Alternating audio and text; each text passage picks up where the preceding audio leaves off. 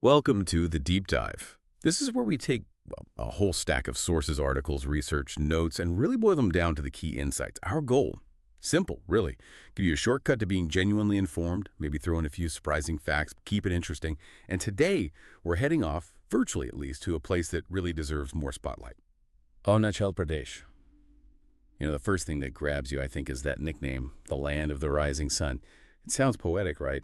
But it's actually true. It's the first place in India where the sun comes up each day. Does that unique timing shape things beyond just the name, like daily life or traditions? Oh, absolutely. Being the first light state, as you said, it definitely lends it a certain mystique. Geographically speaking, Arunachal Pradesh is tucked right into India's northeastern corner. It shares these pretty significant borders, Bhutan on one side, China to the north, and then Myanmar over to the east. And that meeting of borders, well, historically, it's created this incredibly rich cultural exchange, shaped things over centuries. Its capital, Itanagar, kind of embodies this. You've got these lush green mountains all around, deep valleys, rivers flowing through. It just feels incredibly pristine, majestic even. That geography sounds like a perfect recipe for diversity. And speaking of that, our sources kept highlighting Arunachal Pradesh as this treasure trove of human culture. I mean, over 26 distinct tribes, more than 100 subtribes. That's a lot. What does that really look like on the ground? How distinct are these groups? It's really fascinating. Each tribe often has its own unique dialect, its own customs, different art forms, ways of organizing society. And you see this heritage expressed so vividly. Take their traditional clothing, for instance. Women often wear this quite striking, shimmering headgear and these beautiful hand-woven shawls. They're not just clothes. They often signify tribal identity, skills passed down. And then there are the festivals. That's where the culture just comes alive. They're not just get-togethers. They're really lively, elaborate celebrations. Lots of dance, music, specific rituals, often tied to the harvest or the seasons. You've got Lusar, which is a Tibetan New Year, huge celebration. Then Salum, that's a major harvest festival for the Adi tribe mainly. And Dri, Nukum. Each one gives you this amazing window into the beliefs and rhythms of different communities. Sounds like an incredible mosaic of sights and sounds. And language-wise, it seems just as varied. So tiny languages, these indigenous Tibeto-Brahmin languages, they're dominant, right?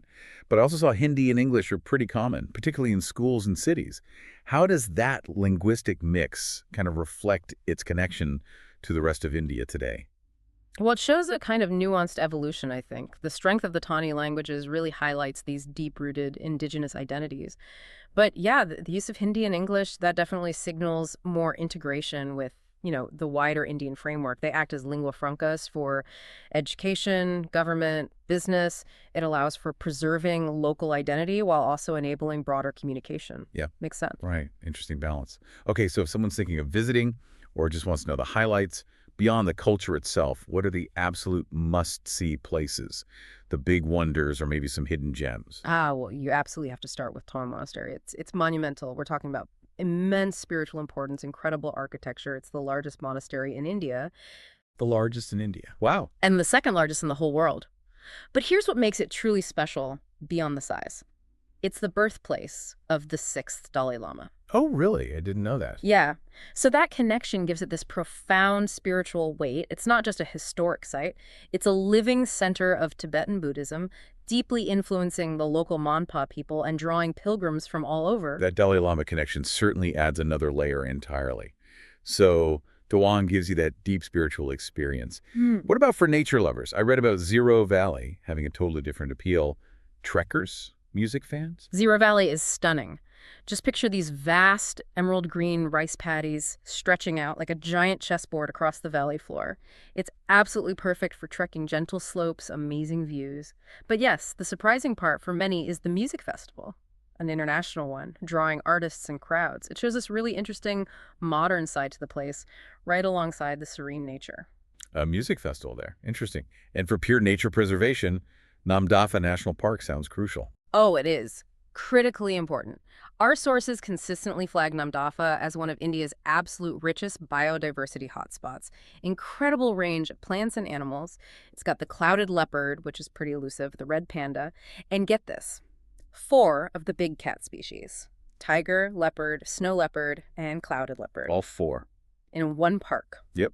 Makes it a truly unique conservation zone. Deserves way more attention, frankly. Definitely. Okay, and for something totally different, maybe more dramatic scenery. Then you've got Sela Pass. This mountain pass is Well, it's breathtakingly high.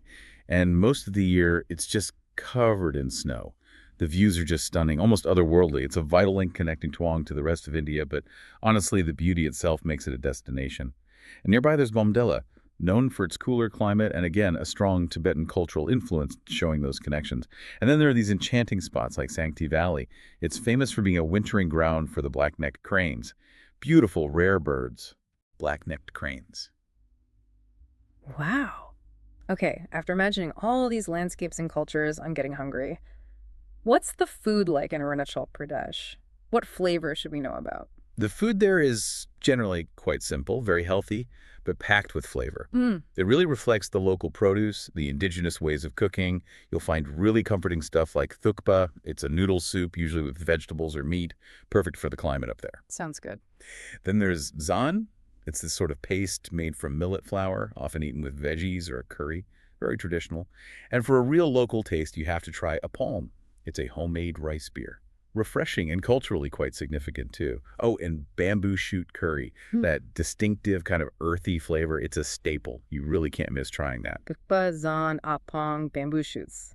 Sounds delicious and unique. What an amazing journey we've covered today, really. From those snowy passes like Sela to the peacefulness of Tawang Monastery. We've touched on this incredible mix of cultures, the stunning nature, even got a taste of the local food. Yeah, and we hope this deep dive gives you more than just a list of facts. It's aimed to be, a genuine shortcut to understanding a truly unique, incredibly diverse corner of the world. It's full of these little surprises, and it really deepens your appreciation for the sheer variety within Indian culture itself. Shows how distinct identities can thrive. Absolutely. And as you think about everything we've discussed, here's something to chew on. Consider how Arunachal Pradesh's relative geographical isolation, combined with that amazing tribal diversity, has allowed it to preserve its cultures and traditions so remarkably well, maybe shielded from some of the global pressures that tend to homogenize things. What lessons could that hold for us, in this hyper-connected world where so many unique cultures are finding it harder and harder to stay distinct? Maybe something to explore further cultural preservation, or that fascinating link between geography